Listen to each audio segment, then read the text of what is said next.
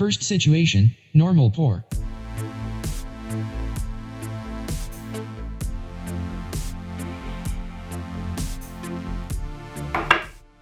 It is a mess, high chances to spill paint.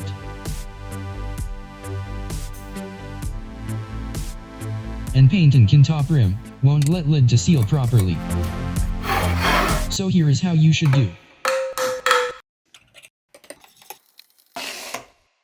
Use painter's tape. Ensure that top rim is clean. Put 2 pieces of tape. Just like this. Press it down good. Fold tape ends under to form nice triangle.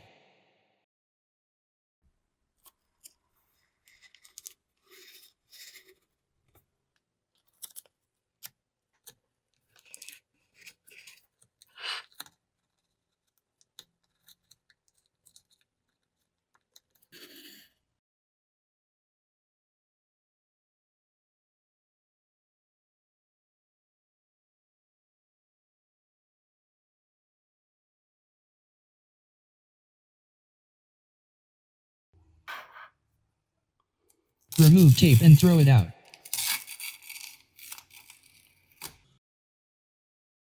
No mess, it's easy. And works great.